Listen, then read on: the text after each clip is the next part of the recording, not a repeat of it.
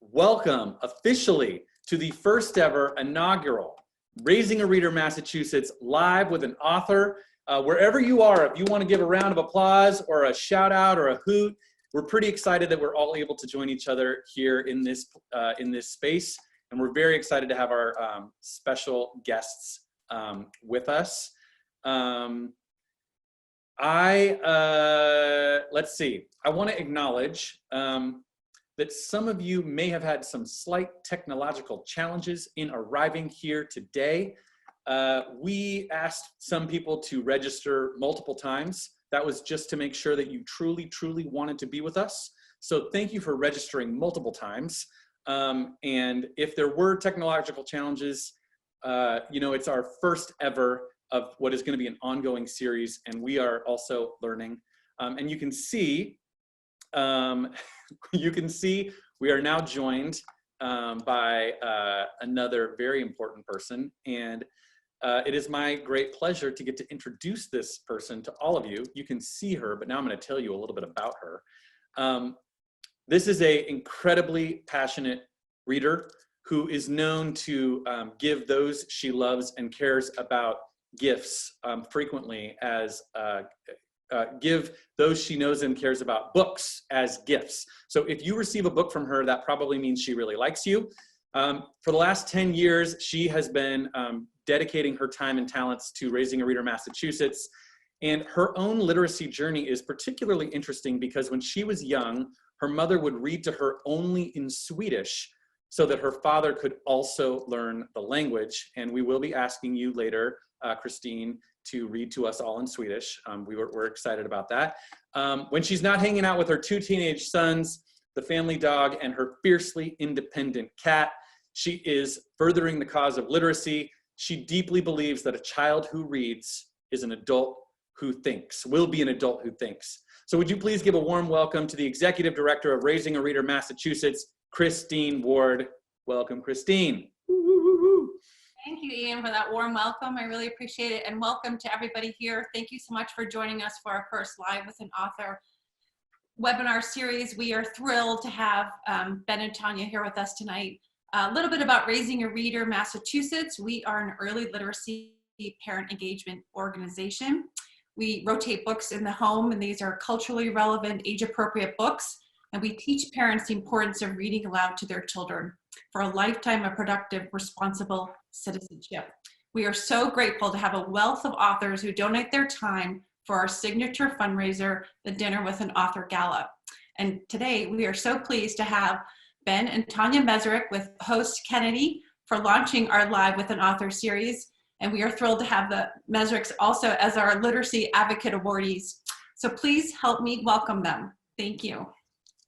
Thank you, Christine. And before we bring them on officially, I do just want to reiterate for everyone who's just now joining us, this is really intended to be a dynamic and interactive Live with an Author experience. And we have a few ways for you to participate in this free event. So those of you who have been with us for a couple of minutes participated in some polling, which is really a fun thing to do. But we also have a chat box, and you'll notice that people are already chatting and talking. We would love to have you join in on the chat, just talk to each other, say what's going on with you. But if you specifically have a question that you're hoping might get answered, there is a Q&A box, which is separate from the chat box. And we would love to hear questions that may come up, particularly for our celebrity author guests. So if you have a question, put it in the Q&A, and we really will try to get to as many of those as possible. Also, we do just want to mention that while this is a free event and we are so excited to have so many people joining us, the work of Raising a Reader Massachusetts is now greater than ever as we pivot our programs to help young readers and new readers who are at home during this time. Any financial contribution that you can make would be greatly appreciated and will go to helping further the cause of literacy, both in the Commonwealth of Massachusetts and beyond. So thank you so much to anyone who's able to make a contribution. Now we're going to turn it over to our main event. It is my great pleasure to get to welcome and introduce a voice that you likely know well, but perhaps a face that will be new to you. Would you please welcome our celebrity host all the way from Carson and Kennedy in the morning on Mix 104.1, the one, the only, the very funny. Give it up for Kennedy. Oh, hi. How are you? It's so nice to be here. I'm so very excited again. My name is Kennedy. I'm from Carson and Kennedy on Mix 104.1. And I've been with Raising a Reader for a while now. I've gotten to host the Dinner with an Author Gala a couple of times. And it was awesome. And if you know me, you know how much I love Ben and Tonya Mezrich. So please, without further ado, won't you come join me, my dear friends?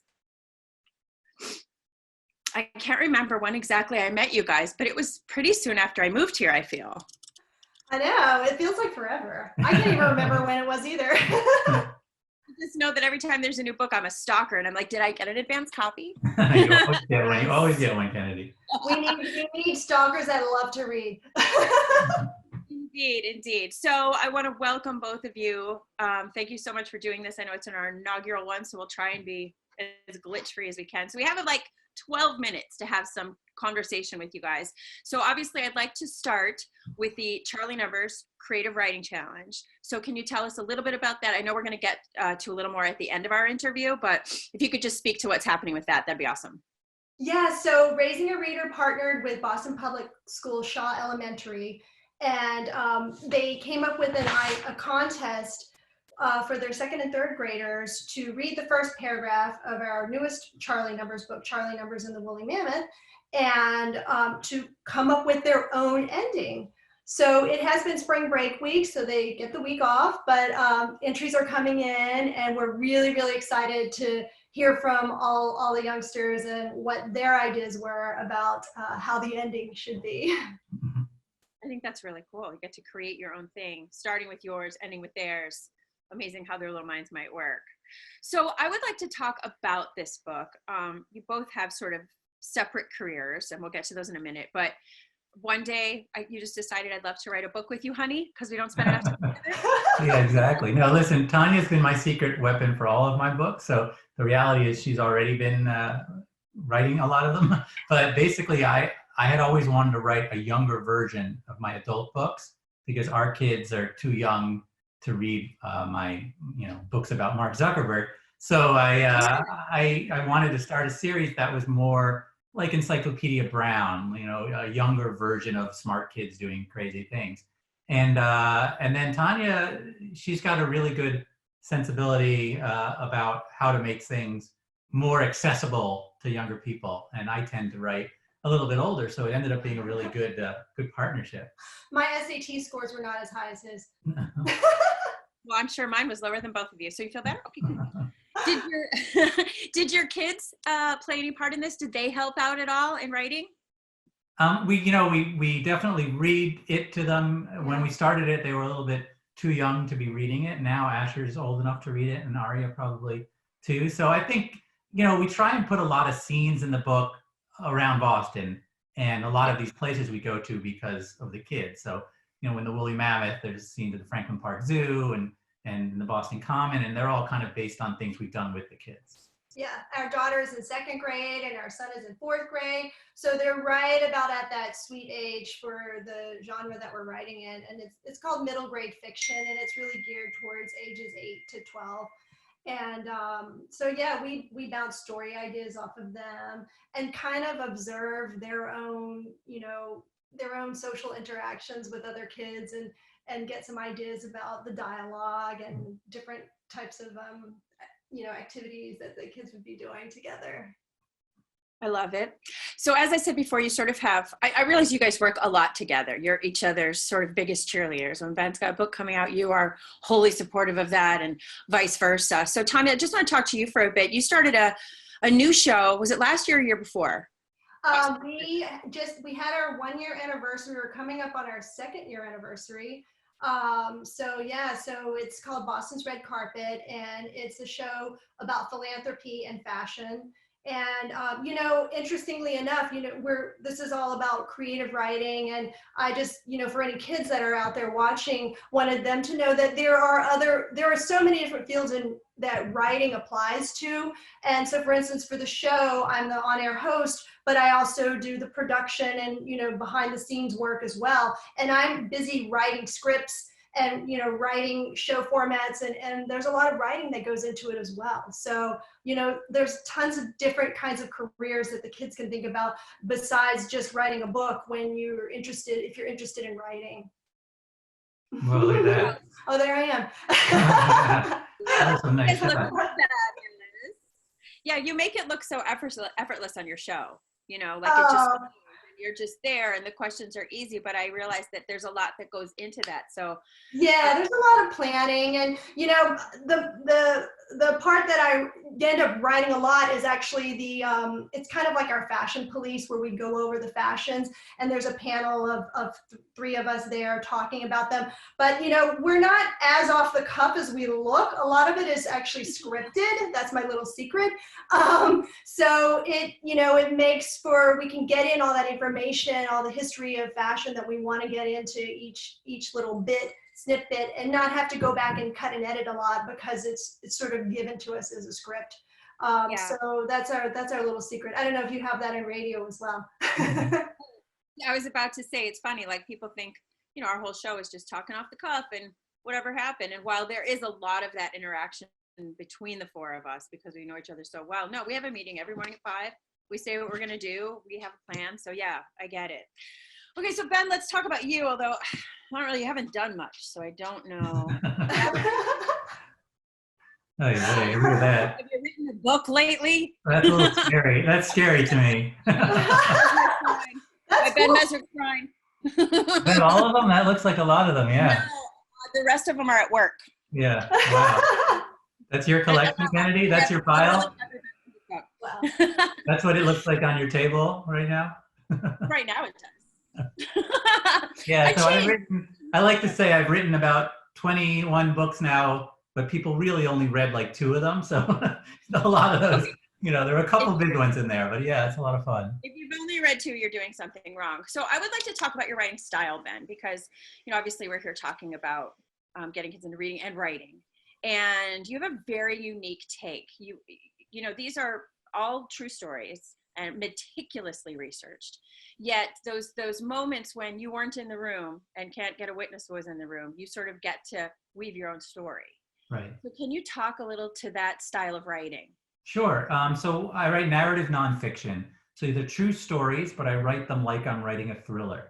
So I go into it, I do an immense amount of research. I try and talk to everyone who was in the room if I can, or as many of them as I can. And then I take all that information and then I put myself there and try and rewrite that scene as it took place. Now, there are differing opinions about how that happened. You know, Mark Zuckerberg may not agree with what Eduardo thinks happened in that room, for instance, if you saw The Social Network, but I try and come up with the best take on what happened there. So it's an interesting and a different style, I think, of nonfiction. It's not, you know, like something from an encyclopedia. It's more something from a movie. But, you know, I've always seen it cinematically. I like to make things look as if you're a part of it as much as I can. And so I do all of the research, but then I write it like it was a novel. So yeah, I mean, it's different. I think when I first started doing it, I was kind of the only one doing it. And every now and then there were newspapers that didn't think what I was doing was an accurate way of doing things. But things have changed. And now there's a lot of people doing this sort of narrative nonfiction. And it's I've noticed that. There's a lot of copycats. Yeah, it's really cool to see how it's grown into the field that it is. And I think it's a great way to tell a true story. I'm very open in the beginning of the book of this is what I'm going to do. And people, you know, either enjoy it or they don't. But I love doing it this way. I think it helps make nonfiction a little more palatable. I think some people look at the nonfiction section and go, nope, and walk on by. And I think this does. So what happens, Ben, when then they say, well, we'd like to make a movie? Yeah, so, you know, that's great when that happens. The reality is I actually sell the movie before I sell the book. So for the past 15 books or so, I write a treatment. So before I write the book, I do some research. I write about a 10 to 14 page treatment.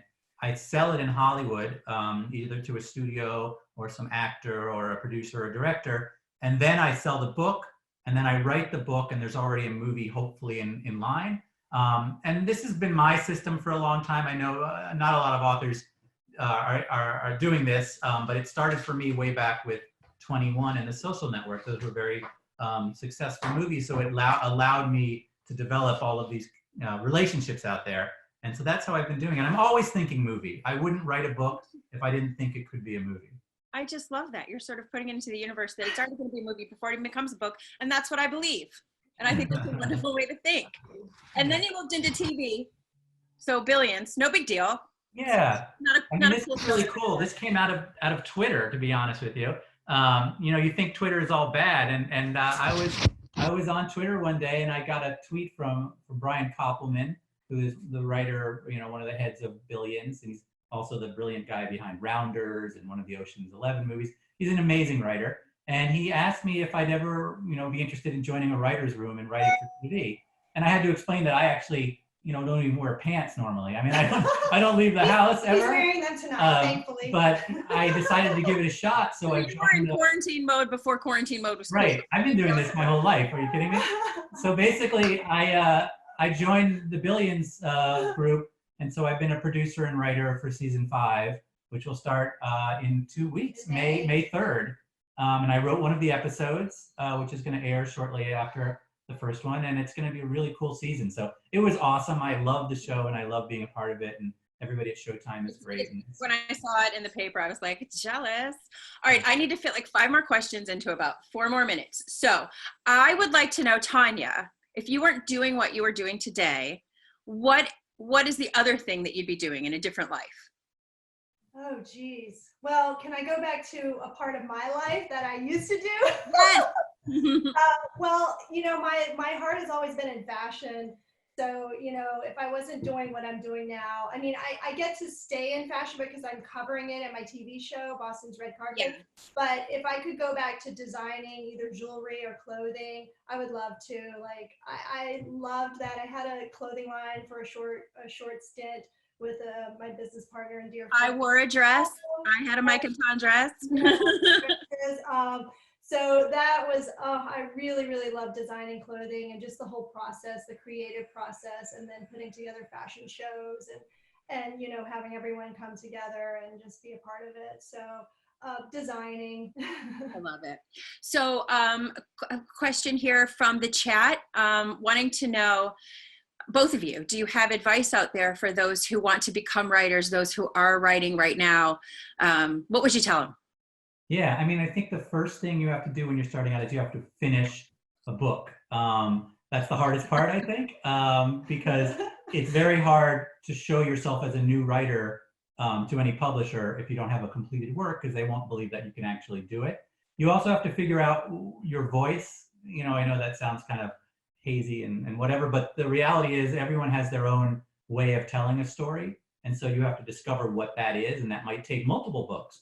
And that's sort of like the way people brand themselves nowadays. It's all about branding, and finding your voice is it's finding your brand and how you want to get the story out. Yeah, and then once you do that, I mean, you really just have to go out there and try and find an agent.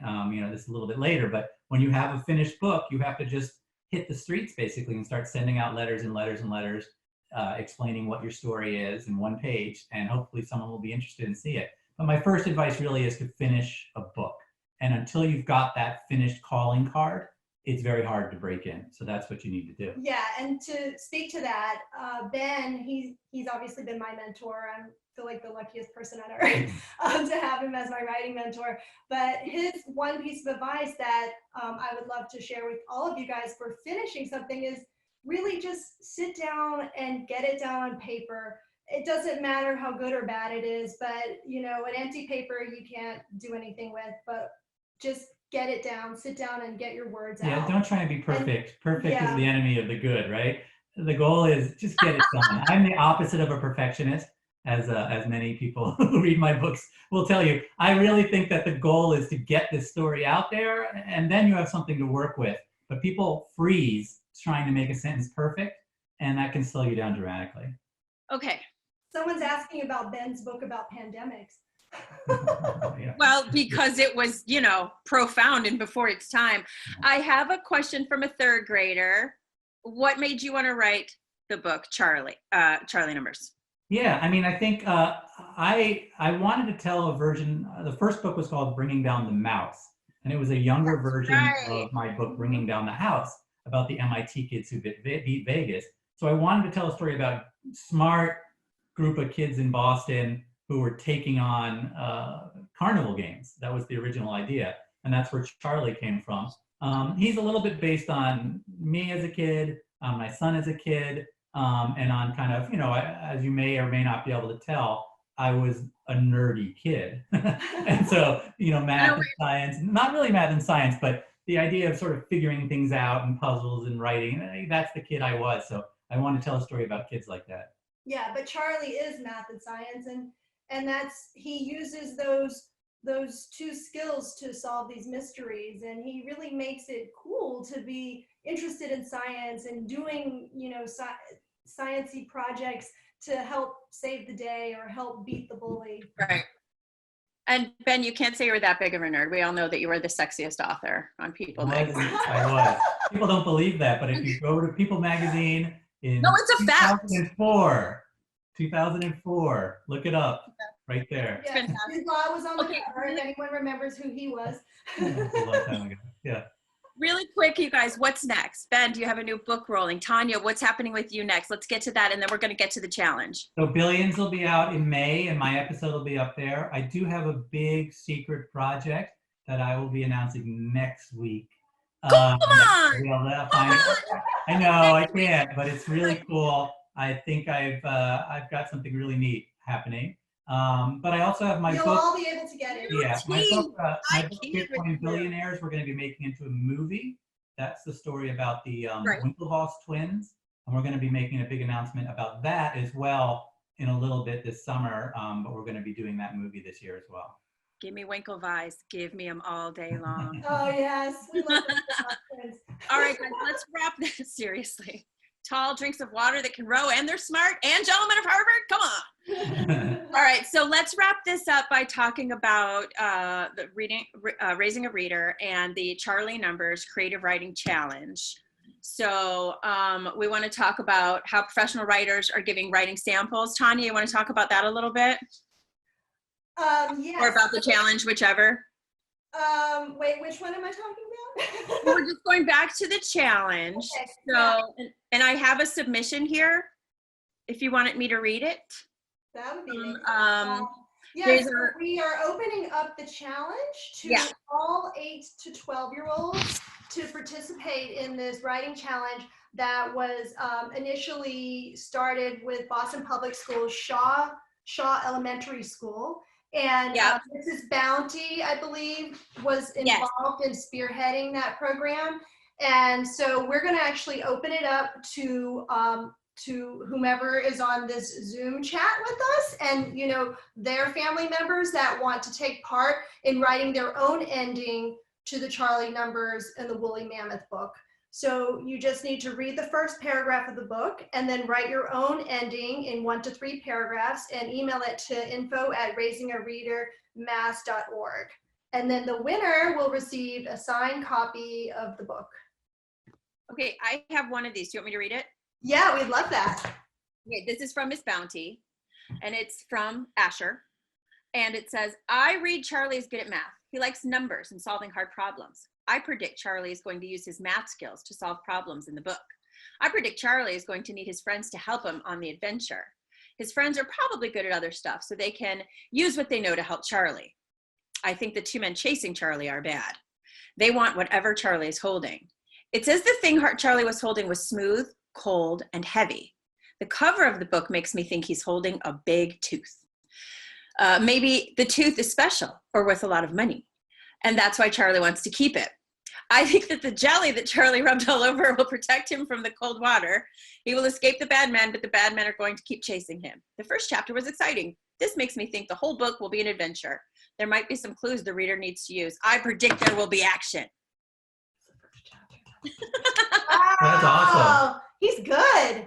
That Ashers are good. Those are good. I know, right? When I first saw it, I was like, is it yours? No, it's not. That's awesome. That was great. Well, kids, that's the time that we've got this evening. So Tonya, Ben, thank you so much for joining us. We really appreciate it. I can't wait till next week for Ben to tell me what his big secret is. And I love you guys so much, and thank you for supporting Raising a Reader as you have for so many years. So Oh, thank you. We love it. Yes, we're so We're big fans of Raising a Reader, and we're big fans of yours, Kennedy. And anyways, great organization, and there's nothing more important than literacy, and children reading a book is what's going to save us all. So indeed, they still matter. To quote Brent, books still matter. Ian, it's all yours. Well, thank you also, Kennedy, Ben, and Tonya. You guys are amazing. And Christine, I know, had some things she wanted to say as well. Oh, thank you so much, Ian. I just want to say a huge thank you to everybody for joining us today, and especially to Ben and Tonya and Kennedy. We're so excited to have such wonderful superstars launch our Live with an Author webinar series. So thank you. Quick note, Raising a Reader Massachusetts our mission is educating parents how to read with their children, and this resonates even more now that parents may be their sole teachers in the near term. So thank you, everybody, and be well. thank you. thank you. And we really want to just thank one more time all of our panelists, of course, but particularly we want to thank the library and media specialist from Shaw Elementary School, Morgan Van Cleef, thank you. Miss Bounty, thank you. Mr. Salzillo, hopefully I'm saying your name correctly, thank you. The second and third graders from Shaw Elementary, thank you guys so much for being part of this. We're really, really grateful. There's another group without whom we simply could not be here, and those are our sponsors. And we just want to say that Amundi Pioneer Asset Management and Summit Partners and TD Bank and Deloitte and FGS and UniFirst, Biogen, Eastern Bank Foundation, and Harbor Pilgrim Healthcare, we are so, so grateful. Our sponsors make it possible for us to do all of our work. And again, we just want to mention, we are doing more work than ever. During these really unprecedented times, of course, reading is more important as people are obviously at home. And if you can support Raising a Reader Massachusetts with a contribution of any amount, we would be incredibly, incredibly grateful. We have a couple of people have been donating. We want to say, Joan, thank you so much for your contribution. And Kate, thank you so much for your contribution during this Live with an Author inaugural time together. So thank you to everyone who has already donated. And if you're able to donate, we would be so grateful. And then finally, we want to mention that while this has been our inaugural time together, we have more upcoming in this ongoing series. And in fact, our next gathering, our next Live with an Author will be next week, April 28th. Ace Atkins, who is another author who has some of his books made into movies, is going to be joining us. And Christine, are you still nearby, Christine? Because there are even more upcoming events that if you wanted to tell people, or I can tell people, we're going to be ongoing. Rob Cucuzzo is going to be on May 5th. David Sinclair on the 12th. Amy Cuddy is going to be on the 19th of May. Claire Masud and James Wood are going to be on the 26th. We are planning to gather every other Tuesday at 6 o'clock Eastern, 3 o'clock Pacific. So please keep coming back and joining us. I think we have told you everything that is important. We're so, so grateful to all of you who joined us. And then if I could just ask all the panelists, would you all come back for just a moment, turn your video back on. We wanna all be together one more time if you're willing, just so that we can say goodbye to everybody all at the same time. Panelists, if you would come back, and Christine, if you don't mind coming back. Okay, here they are. We're gonna, and then do we have, or maybe, you know, Ben and Tonya and Kennedy may already be, you know, having a cocktail. So that's okay. I think we're here. Oh, there they are. Okay, great. Perfect. So from all of us at Raising a Reader Massachusetts, from our inaugural Live with an Author, Ben, Tonya, Kennedy, Christine. We just want to say thank you all for joining us. We'll see you at our next Live with an Author and ongoing. So good night. Bye. Thank you. Bye. Good job. Thank you, thank you, thank you. Thank you. Thanks for coming. Bye, guys. It was awesome. Bye. Thank you.